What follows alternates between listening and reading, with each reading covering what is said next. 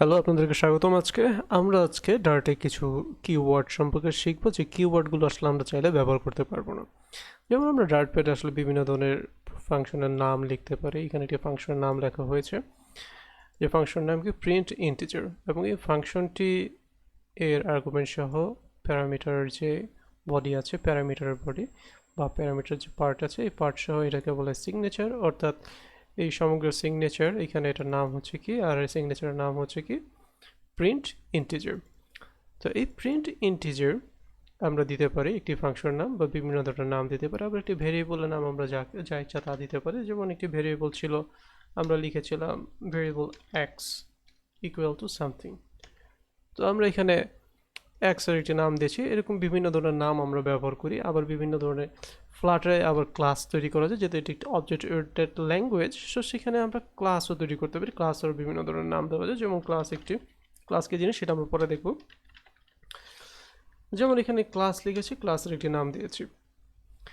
তো এই যে নাম দেওয়া দেবী, এই নামগুলো আমরা যা ইচ্ছা তাই দিতে পারি, কিন্তু সব এই ক্ষেত্রে একটু রেস্ট্রিকশন আছে।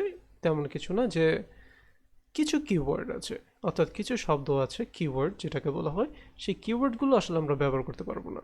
আমরা যদি ডকুমেন্টেশনে আসি, ডকুমেন্টেশনে একেবারে যদি শুরুর দিক দিয়ে শুরু করি, যেখানে আমরা যেটা বলেছিলাম যে আমরা ডার্ট ল্যাঙ্গুয়েজে যে টুলসে যাই, আমরা টুলসে গেলে যেটা হবে যে এইখানে যদি স্ক্রল ডাউন করি তাহলে কিওয়ার্ডস পাবো। তো এই কিওয়ার্ডসে আমরা দেখতে পাই যে কতগুলো শব্দ আছে, যেমন abstract, else, import, shows, as, Anam, in, static, assert. তো এরকম যে শব্দগুলো আছে, ইফ, সেট, আইল্ড, রিটার্ন, এই শব্দগুলো দিয়ে আমরা কোনো ফাংশনের নাম বা সিগনেচার এবং কোনো ভেরিয়েবল ডিক্লেয়ার করতে পারবো না।